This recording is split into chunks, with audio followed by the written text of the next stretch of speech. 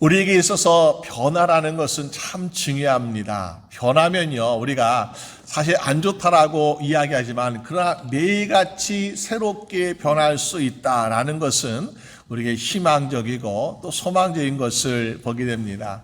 미국에서 예전에 어떠한 시골 도시 마을이었는데요. 이곳에 수력 발전소를 세우겠다라는 그런 계획이 발표되었습니다. 그래서 거기에 살고 있는 주민들에게 한 1년 반 정도면 여기 발전소가 들어서니까 당신들은 다른 곳으로 이주하십시오라는 그러한 이야기가 전해졌습니다. 어떤 사람들은 안 되겠구나, 빨리 다른 곳으로 가야 하자 하면서 가는 사람도 있었지만 대부분의 사람들은 그곳에서 태어나고 자라고 살았기 때문에 고향 같아서 거기에 그냥 머무르고 있었습니다.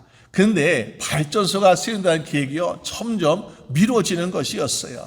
그래서 사람들 살고 있는데 보니까 도시는 어떤 모습이었을까? 사람들이 많이 살고 있으니까 그래도 예전과 다름이 없겠지라고 생각했는데 그것이 아니라 사람들은 많이 살고 있었지만은 그러나 그 도시는 마치 폐허가 된 것처럼 또 유령 도시처럼 아주 그런 모습으로 변하고 있더라는 것입니다. 왜 그랬을까? 보니까는 발전소가 세워진다, 우린 이사 가야 된다라는 이야기가 전해자마자 사람들은 야, 쓰레기도 치우지 마, 저기 녹슨 것도 페인트 칠하지 말고 그냥 내버려둬, 야, 저기 기계들 고칠 필요 없이 그냥 길에다 버리면서 사람들이 청소도 아니하고 관리도 아니하고 그래서 도시는 점점 더러워지고 그리고 폐허가 되는 모습을 볼 수 있더라는 것입니다. 여러분, 우리에게 소망이 없다면은 그렇다는 거예요.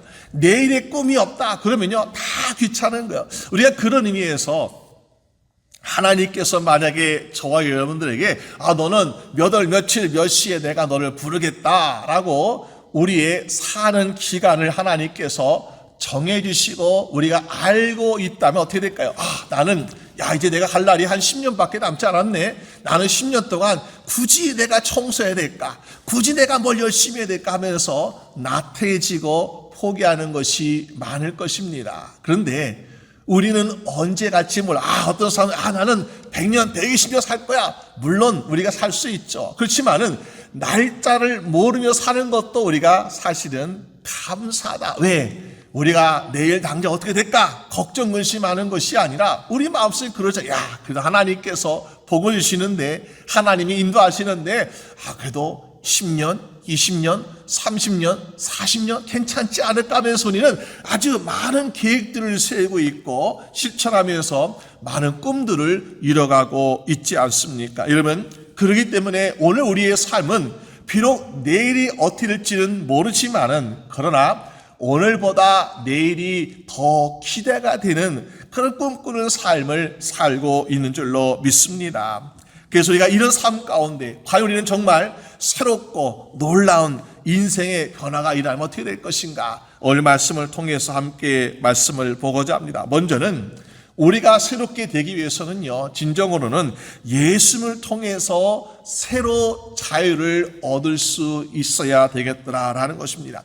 오늘 본문에 보니까 여기에 점을 치는 귀신 들린 여종이 나오고 있는데요. 이 여종은 어떻게 살고 있습니까? 육신적으로는 노예다, 어떤 주인이 있다라고 이야기하고 있습니다. 그러니까는 주인의 소유물이죠. 점유물이죠. 그러니까는 인격적인 존중을 받지 못하는 삶을 살고 있습니다.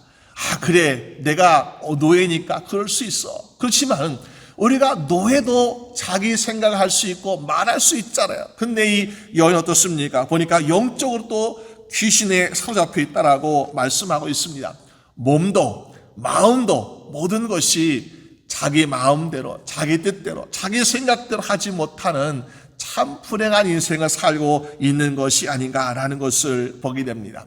원래 많은 사람들이 내가 육적으로 편하면 내가 참 좋겠다라고 하면서 인생의 성공과 행복을 추구하고 있습니다. 그러나 육적인 삶이 편할지라도 영이 편안하지 못하면요, 우리는 행복하지 못합니다. 마찬가지 반대로 우리의 영이 편안해도 사실 마음이 또 육적으로 우리가 불편하면 사실 힘든 거죠. 그래서 우리의 영과 육이 강건해야 우리가 정말 행복하다라는 삶을 살 수 있는 것인데요. 오늘 매일매일 살아갈 인생 가운데 예수님은 우리에게 뭐라고 말씀하고 있습니까?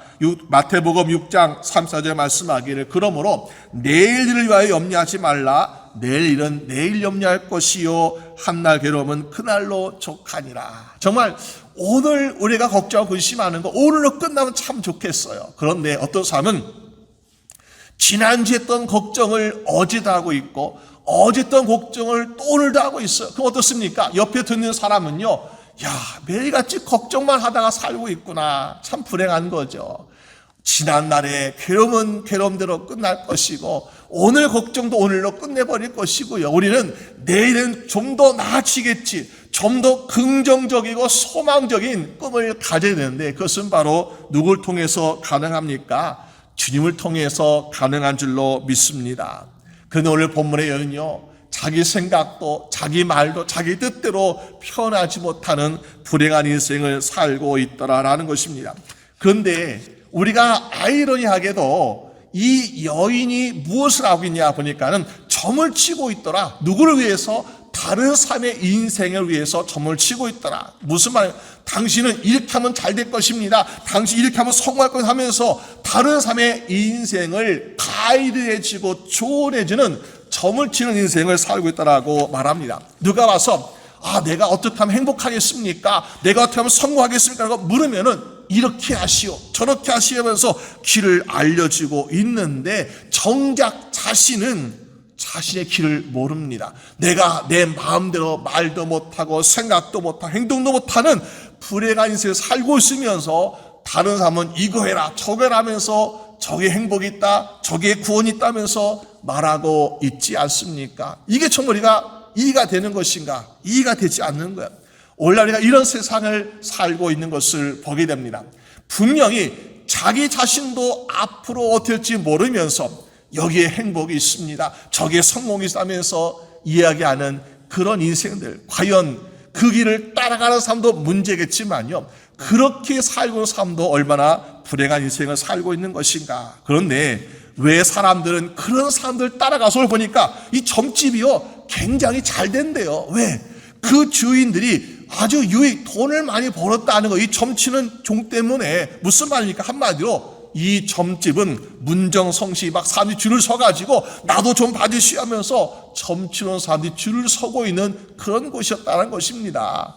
그런데 왜 수많은 사람들이 이렇게 정말 자기 인생도 모르는 사람에게 가서 이렇게 자기 인생을 묻고 있는 것일까? 그것은 가서 물을 때에 무엇을 느끼게 될까요? 우리가 모르는 것을 무엇인가를 알고 있다라고 생각하기 때문에, 느꼈기 때문에 이 점집이 잘 되고 있는 것은 아닐까요? 여러분, 우리가 그것을 보면서 정말 점치는 사람 용하구나, 뭔가 하는구나, 혹시 거기에 우리는 유혹되고 있지는 않습니까? 예수님께서 거라 지방에 가졌을 때에 거기에 보니까는 공동묘지에서 살고 있는 귀신 들린 사람이 있습니다. 근데 그가 멀리서 오시는 예수님 보고 달려가서 무릎 꿇고 말하기를 지극히 높으신 하나님의 아들 예수여, 나와 당신과 무슨 상관이 있길래 여기까지 와서 나를 괴롭히실까 하면서 예수님께 나를 괴롭히지 말아달라고 간청하는 모습을 보게 됩니다. 그때는 예수님께서 사역하신 지 얼마 안 된 시점이에요. 그러니까는 사람들이 예수님이 하나님의 아들이라는 것을 잘 모르는 그런 시점이었는데 소문을 들은 것도 아니었습니다. 근데 귀신 들린 사람이 와서 예수님께 예수님 하나님의 아들이시다라고 고백하고 있는 그런 모습을 보여주고 있더라. 왜 그랬을까요? 타사는 모르게 어떻게 그 귀신 들린 사람은 예수님이 하나님의 아들이심을 알았을까요? 여러분, 귀신도 그래서 영적인 존재이기 때문에 우리 인간의 육적인 존재보다는 하나님의 영을 먼저 알아보는 거죠. 그 하나님의 영이 되시고 하나님의 아들 되신 예수 그리스도를 두려워 말미암아 그 영적인 존재인 귀신이 무릎 꿇는 모습 우리가 볼 수 있는 것 아니겠습니까? 오늘 본문에 나오는 이 점치는 귀신은 여종 어떻습니까? 이 여인이 사도 바울을 원래 알고 있었나요? 소문을 들었나요? 아니요, 그것도 아닙니다. 모르는 사람이었어요. 그런데 오늘 10절 말씀 보니까 이렇게 말씀하고 있습니다. 당신은, 이 사람들은 지극히 높은 하나님의 종입니다. 그리고 구원의 길을 우리에게 전한 사람이라고 이야기하고 있다는 것입니다. 여러분, 아무도 그 여인에게 가서 가르치지 않았습니다. 소문을 듣지도 못했습니다. 그런데 이 여인은 바로 사도 바울이 하나님의 종이다라는 것을 알고 있더라는 것입니다. 맞는 말 하고 있습니다. 또 그가 전한 입술에서 말하는 무엇입니까? 당신들은 이 사람이 말하는 것이 바로 구원의 길을 말해준다라고 이야기하고 있는 것을 보게 됩니다. 사도 바울과 그의 선교팀은 내가 그 길이요 진리요 생명 되시는 예수 그리스도를 전하고 있습니다. 그리고 그걸 통해서 많은 사람들 구원의 길로 인도하고 있습니다. 정말로 맞는 말이에요. 근데 사람들은 아직 듣지도 못했고 깨닫지도 못했는데 귀신 들린 점치는 여종은 그것을 알고 있더라. 그러니까 사람도 어떻습니까? 야, 정말 저희는 용하구나 하면서 사람들이 몰려들 정도로 어떻게 보면은 귀신, 점치는 사람들의 세계에서는 신통한 그런 모습을 보여주고 있는 것 아니겠습니까? 그런데 그 점치는 귀신, 과연 그가 대단할까요? 아니죠. 자기의 인생이 나중에 예수 그리스도께서 심판주로 오실 때에는 지옥불에 떨어질 것을 알지도 못한 채 다른 사람들의 모습을 보여서 이렇다 저렇다 하는 모습을 보여주고 있더라라는 것입니다. 그리고 그런 귀신에게 조종당하고 있는 이 여종을 예수님께서 가십니까? 그리고 바울은 불쌍히 여기고 있더라. 불쌍히. 그러니까 사도 바울 입장에서는요, 영적인 사람, 사도 바울도 사도니까 얼마나 성령 충만한 사람이니까, 그러니까 성령 충만하니까 이 여인이 노예이고 이 여인이 귀신에 사로잡히기 때문에 참 불행하구나, 불쌍하구나, 그러면서 자기가 해줄 수 있는 것이 무엇입니까? 그 여인에게 해줄 수 있는 것은 바로 18절에 귀신에게 말하기를 뭐합니까? 예수 그리스도 이름으로 내가 너에게 명하노니 그에게서 나오라. 여러분, 우리가 정말 세상에서 악한 영에 시달리고 있는 사람들에게 때로는 위로도 해줄 수 있습니다. 때로는 우리가 정말 그들을 격려해 줄 수 있습니다. 그러나 정말로 우리가 해줄 수 있는 것은 무엇인가? 바로 그 악한 영에 사로잡혀 있는 것을 자유하게 해줄 수 있는 방법, 예수 그리스도 이름을 선포한 말미암아 악한 영에서 자유함 받게 하는 것이 참된 도움이요 우리가 가질 수 있는 가장 큰 선물인 줄로 믿습니다.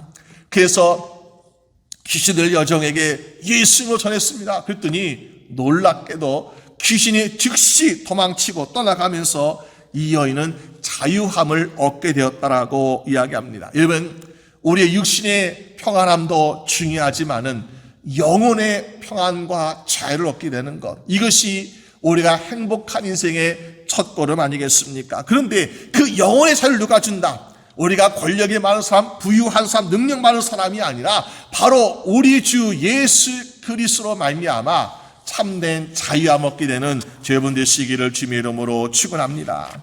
그래서 오늘 여인은 비록 사도 바울이 선포했지만은 예수의 이름으로 말미암아 참된 자유를 얻게 되었고 새로운 인생을 살게 되었다라는 것입니다. 오늘 여러분 인생에도 날마다 예수의 이름이 우리의 심령에, 또 우리 살아가는 영혼들, 이웃들에게도 예수님이 선포되어서 정말 그들이 아직도 뭐 귀신이 아니더라도 악한 영에 사잡혀 있고 억눌려 있고 두려워하고 있다면은 예수 이름으로 선포하여서 우리 모두가 함께 참된 자유를 맛보게 되는 여러분 되시기를 주님의 이름으로 축원합니다.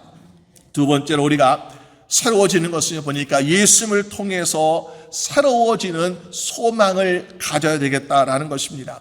오늘 귀신 여종 보니까는 불쌍해서 예수 이름으로 귀신이 쫓겨나갔습니다. 근데 이 여인은 자유함을 얻게 되었어요. 하지만은 이 귀신 들린 점치는 여인을 통해서 돈을 벌었던 그의 주인들은 어떻게 되었습니까? 성경에 말하기를 그들이 가졌던 이익의 소망이 끊었다. 소망이 없었다. 왜?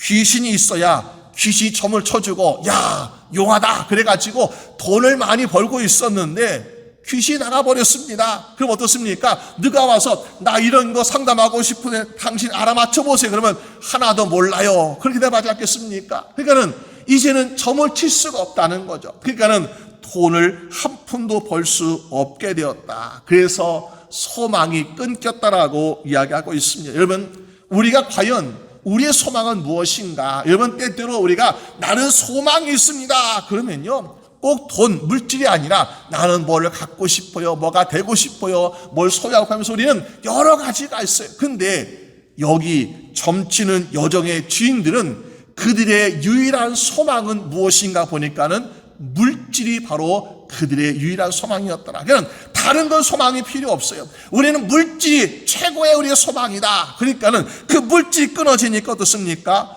소망이 끊어졌다라고 한탄하고 있는 모습을 보게 됩니다. 여러분, 이렇게 그들이 물질의 소망이 끊어지게 된 것은 바로 무엇입니까?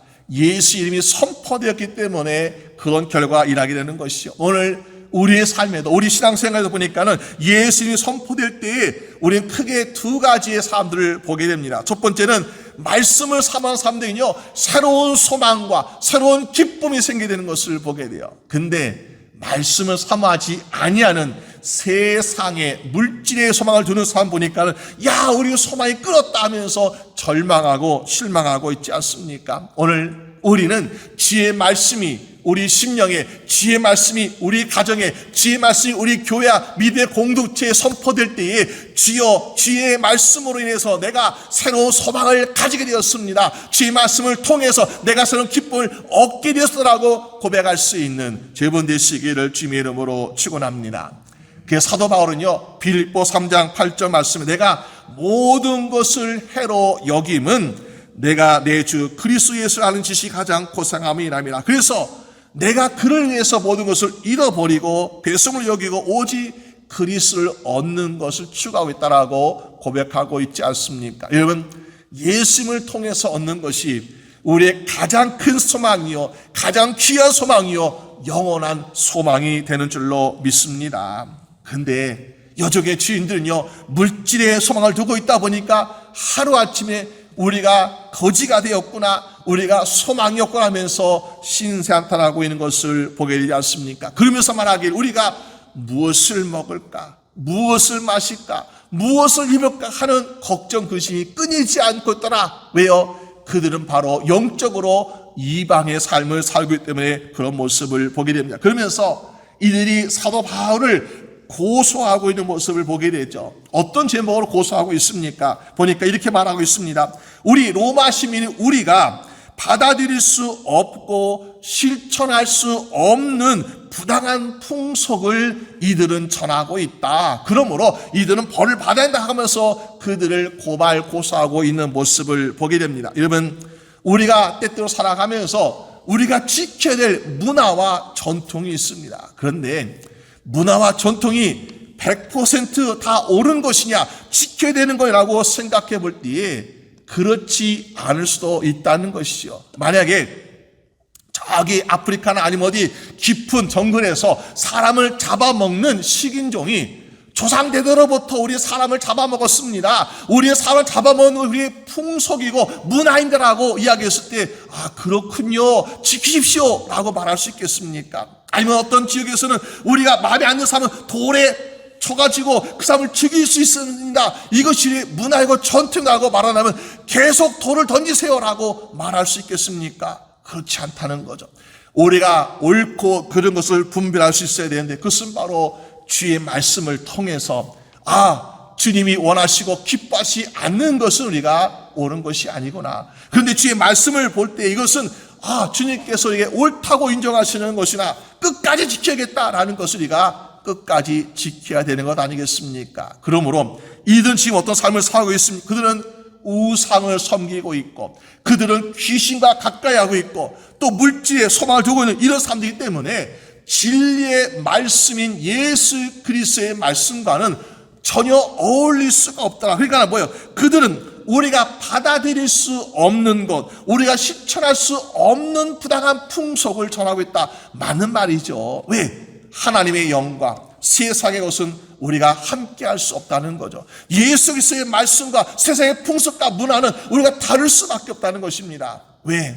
주님께서의 진리를 전하고 있지만은 우리는 계속해서 아담으로부터 해서 우리는 악한 영에 의해서 조종받고 사대 종로 타고 있었기 때문에 이것이 좋다라고 생각하면요, 하나님의 진리의 말씀과 가까이 할 수 없습니다. 그러면 가까이 해야 돼. 어떻게 가까이 되냐? 우리가 헛된 것을 버리고 그릇된 잘못된 것을 버리고 예수 그리스도 안에 들어갈 때 우리는 하나가 되는 줄로 믿습니다. 근데 로마 사람들은 보니까 우린 그럴 수 없어요. 우리가 믿고 있는 문화와 전통과 풍습을 지켜야 되는데 이 사람들이 와서 우리에게 부당한 것을 전하고 있다고 하면서 그들을 고발고소하고 있는 건 아니겠습니까? 여러분, 오늘 우리 인생에 진리와 참된 것을 전해주시고 가르치시는 주의 말씀 안에 살아가는 여러분 되시기를 주님의 이름으로 축원합니다. 사도 바울은 진리를 전했습니다. 그런데 억울한 일을 당하고 있습니다. 영혼이 불쌍해서 그 여정에 귀신을 쫓아내지고 자유를 지었고 또 사람들에게 정말 참된 진리와 소망을 전하고 있는데 보니까는 얼마나 억울하게 매를 맞고 감옥에 가게 되었습니까? 여러분, 그럴 때 내가 정말 이렇게 좋은 일 하고 있는데, 이렇게 선한 일 하고 있는데 이렇게 힘들게 있으니까, 억울한 일 당하니까 내가 가지고 있는 것을 내가 포기될 것인가 라고 우리는 걱정할 때가 있지 않습니까? 그런데 오늘 바울과 실라는 감옥에 가서 억울할 당해서 어떤 일을 하고 있습니까? 포기하는 것이 아니라 오히려 모든 사람이 다 들을 수 있도록 이 감옥 안에서 하나님께 기도드리고 찬양을 부르는 모습을 보여주고 있더라. 왜 그랬을까요? 우리 야고보서 1장 2절 말씀 보니까 너희가 여러 가지 시험을 만나거든 기쁘게 여기라. 시험 만나거든 슬퍼하며 울으라 하는 것이 아니라 기쁘게 여기라고 말씀하고 있습니다. 왜? 무엇 때문에 시험 당하고 있습니까? 내가 욕심 부려서 내가 잘나기 위해서 시험 당한 것입니까? 아니잖아요. 복음을 전하고 진리를 전하는데 악한 영에 악한 권세에 의해 내가 시험받기 때문에 내가 그만큼 하나님의 종으로서 인정받고 있구나 라는 것을 증명되기 때문에 기쁘게 여기라. 그래서 바울과 실라는 감에 가서 슬퍼하며 두려워하며 걱정하는 것이 아니라 내가 하나님께 쓰임받고 있구나, 제대로 복음 전하고 있구나 하면서 기쁘게 여기고 있다라고 말씀하고 있습니다. 5장 13절 말씀 보니까 너희 중에 고난당한 자가 있냐? 그러면 어떻게 하라고요? 기도할 것이라. 너희가 고난당했을 때 하나님, 누가 우리가 정말 도와줬으면 좋겠습니다. 강하고 능력 많은 사람이, 부유한 사람이, 또 유지가 도와줬으면 좋겠습니다 라고 생각하지만은, 그러나 참된 도움은 하나님께로부터 오는 것이기 때문에 기도하라 라고 말씀하고 있습니다. 여러분, 16절에 보니까는 의인의 간구는 역사한 힘이 많다라고 말씀하고, 그래서 바울과 실라와 그들은 감옥에 들어가서 기쁘게 찬양 부르고 하나님께 기도드리면서 하나님의 응답을 기다리고 있더라. 근데 말씀은 어긋남이 없어요. 말씀은 그대로, 그러니까 그 말씀대로 야고보서 말씀 어떻게 합니까? 기도드리니까 하나님 응답하셔서 지진이 나고 감옥의 터가 흔들리고 그 모든 발에 묶었던 것이 풀려지면서 또 문이 열리는 이런 것이 있는 것을 보게 됩니다. 이럴 때에 우리 생각은 도망칠 기회다, 하나님의 구원의 길을 열어주셨구나.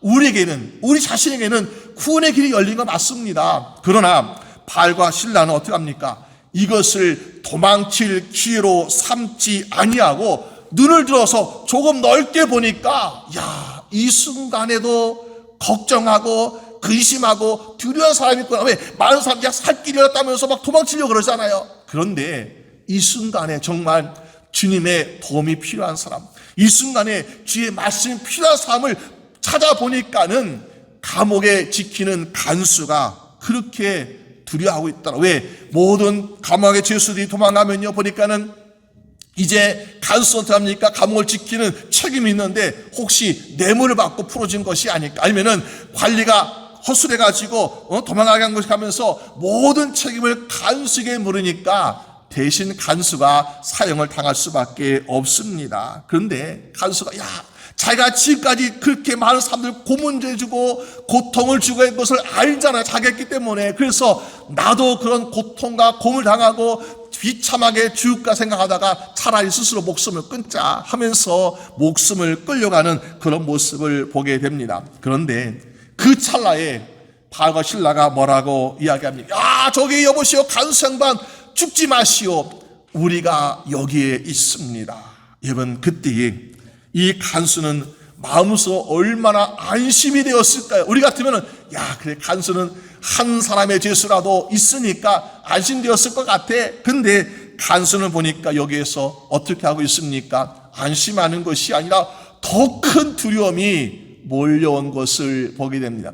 간수가 죄수가 남은데 불구하고 왜 안심하지 못하고 두려웠을까요? 이 지진이 일어나기 전에 어떤 모습을 보았습니까?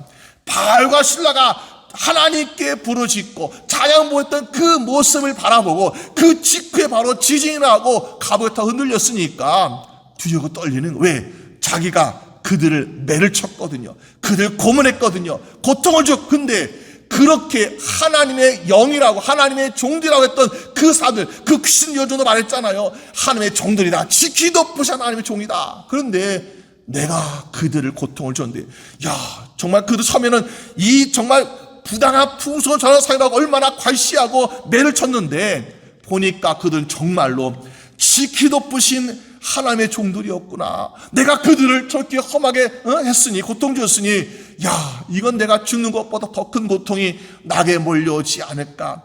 그 마음속에 얼마나 두렵겠습니까? 그런데 그 두려움 가운데서 또 한 가지 이야기가 생각났습니다. 무슨 말입니까? 아까 10절 말씀 보니까는 지키 높으신 하나님의 종들이지만은 또한 보니까 그들은 구원의 길을 너에게 전하는 자라라고 이야기하고 있는 것을 생각했습니다. 그래, 나 이제 정말 말할 수 없는 큰 두려움과 고통이 또 죽음이 내 앞에 다가오고 있는데, 그 귀신들 여정이 분명히 말했어. 저들은 구원의 길을 전한 사람이라고. 그래서 이 감옥의 간수가 3절에 뭐라고 이야기하고 있습니까? 묻기를 생뚱맞게 뭐라고 묻습니까? 내가 어떻게 하야 구원을 얻을 수 있습니까? 누구에 묻는 거예요?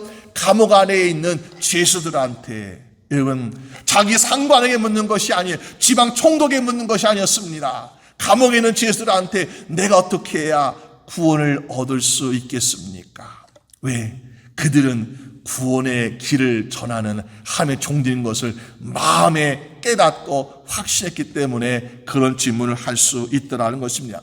그때 바울의 대답은 무엇이었습니까? 31절에 주 예수를 믿으라. 그러면 너와 내 집이 구원을 얻으리라. 여러분, 바울의 대답은 아주 간단합니다. 우리가 구원받기 위해서 넌 열심히 착한 일 해야 돼, 넌 정말 많은 사람들 도와야 하는 것이 아니라 주 예수를 믿어라. 그러면 너와 내 집이 구원을 얻게 되리라. 여러분, 이 감옥의 간수는 마음속에 두려움과 걱정과 근심이 가득했으니 어떻게 하면 내가 이 막혀있는 이 모든 것이 막혀있는 두려운 상황에서 어떻게 구원받을 수 있을까? 그런데 너무너무 간단했어요. 예수를 믿으면 내가 구원받을 수 있겠구나. 그러면서 바울을 자기 초청하여서 어떻게 합니까? 음식을 대접해주고 말씀을 듣고 침례받고 그 모든 가족이 구원받는 역사가 일하고 있지 않았습니까? 여러분, 사도 바울이 감옥의 문이 열렸을 때, 야, 우리가 구원받았구나, 우리가 구원의 길이 열렸다, 우리 나가자, 도망가자 그랬으면요, 이 사람은 구원받을 기회를 놓칠 수밖에 없습니다. 근데 구원의 기회가 아니라 전도할 기회라고 생각했기 때문에 바울과 신라는 떠나지 아니하고 복음을 전해서 그의 가정은 구원받을 수 있더라라는 것입니다. 여러분, 바울에게도 소망은요, 자기 인생의 구원이 아니었어요.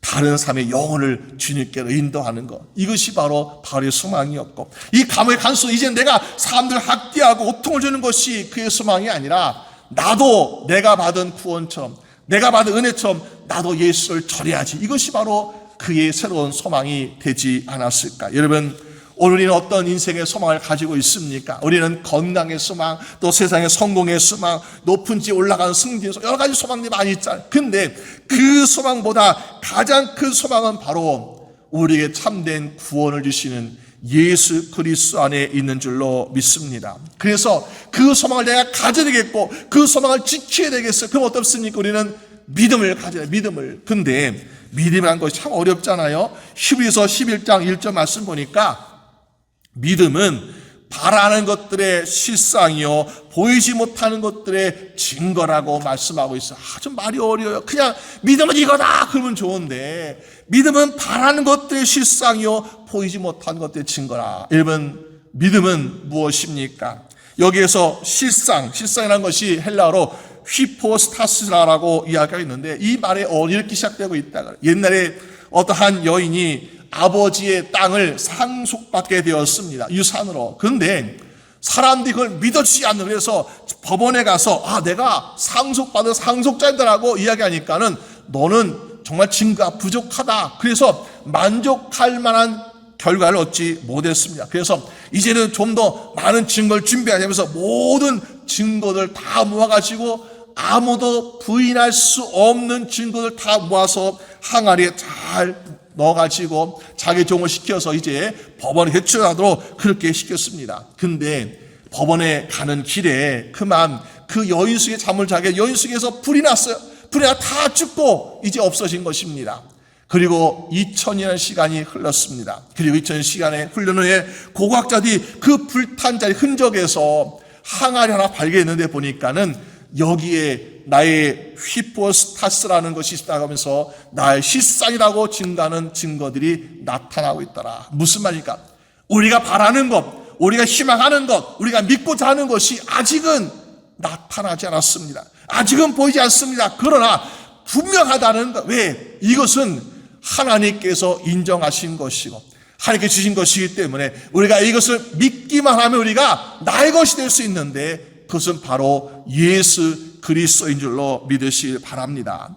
하나님이신 그 모든 증거가 바로 예수를 향하고 있고, 그 예수를 내가 믿음 말미암아 하나님의 자녀가 되는 것이고, 하나님의 모든 것을 우리가 상속받는 상속자가 되지 않습니까? 오늘 저분도 그렇기 때문에 예수를 믿음 말미암아 나도 이 모든 것을 소유하게 되는, 상속받는 상속자가 되는구나, 구원받는구나 하는 이 소망을 갖게 되는 여러분 되시기를 주님의 이름으로 축원합니다.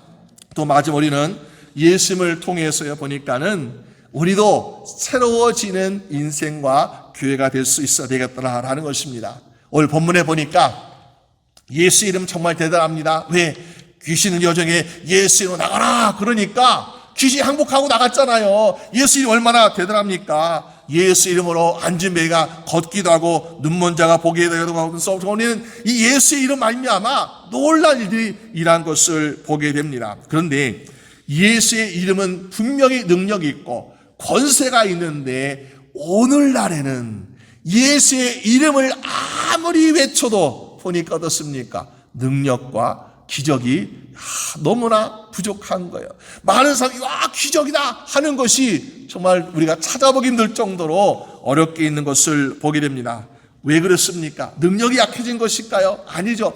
능력은 그대로 있지만 예수의 이름은 대단하지만은, 그러나 예수의 이름 앞에 다른 것이 가로막고 있기 때문에 오늘 보니까 많은 사람들이 예수의 이름만 전해야 되는데, 그것이 아니라 많은 교회들 가운데는 보니까 예수 이름 말고 자기의 이름이 앞서고 있는 모습을 나타나기 때문에 예수의 이름의 능력이 나타나지 않는 안타까운 모습을 보게 됩니다.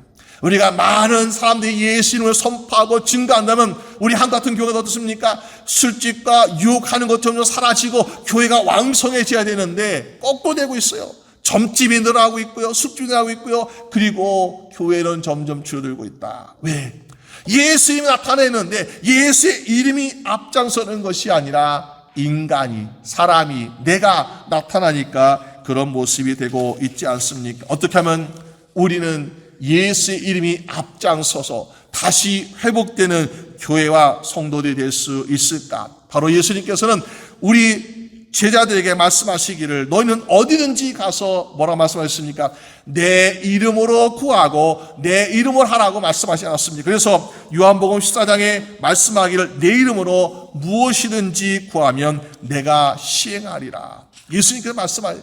예수의 이름으로 하라. 그래서 주님의 제자들이 우리는 능력도 없고 아무것도 없어요. 경험도 없어요. 근데 어디든지 가서 예수 이름으로 귀신아 물러가라. 그러니까 귀신이 떠나갔습니다 하면서 기쁘게 예수님께 보고했던 제자들의 모습을 성경에서 볼 수 있습니다. 사도 바울도 주님의 이름으로 기도하는 곳에 가니까 자족감 장사를 파는 리디아 여인을 만나게 되었습니다. 또 예수 이름으로 선포하니까 귀신에 쫓겨나서 자유롭게 된 그 여종을 만나게 되었습니다. 또 예수 이름으로 복음을 전하니까 감옥의 간수와 그 가정이 또 구원받았고 그들을 만났습니다. 이들이 누굽니까? 빌립보 교회, 유럽에 처음 갔던 이 사도 바울의 빌립보 교회가 세워지는 초대 성도들이 되고 있는 모습을 보게 됩니다. 여러분, 이 초대교회가, 이 빌립보 교회가 이방 선교 지역에 처음에 선교지가 전지게 되고 있었고 유럽에 세워진 첫 교회가 되고 있는 멋있는 교회가 되고 있지 않습니까? 무엇 때문에? 다른 것이 사도 바울도 주위에 있었어요. 실라도 주위에 있었습니다. 오직 예수 그리스도의 이름이 앞에 있었기 때문에 그렇게 놀라운 교회가 세워진 것을 보게 됩니다. 오늘 우리 교회도, 우리 주의 성도들도 우리는 정말 다른 거 없습니다. 오늘 우리 예수의 이름 말미암아 우리 자유 얻기를 원합니다.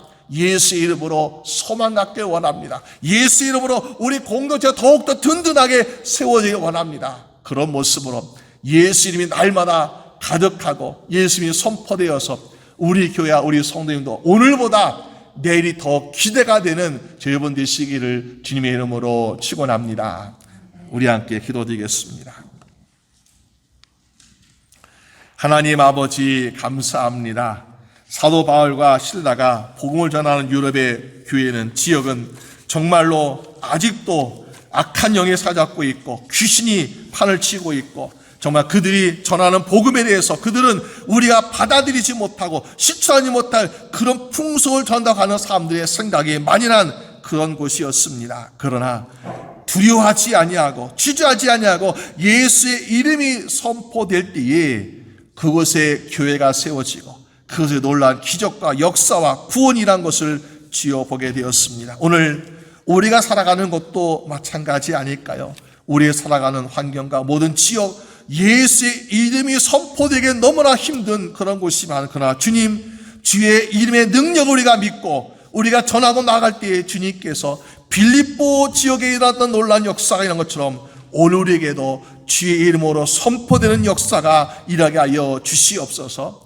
그래서 많은 악한 영이 무릎 꿇고 그리고 주의 이름으로 많은 사람들이 자유와 소망을 얻게 되고 그래서 이 지역에 많은 교회들이 굳건하게 서가며 더욱더 주의 복음이 왕성하게 선포될 수 있도록 주님 축복하여 주시옵소서. 모든 것 주님께 감사드리옵고 우리 주 예수 그리스도의 이름으로 기도드립니다. 아멘.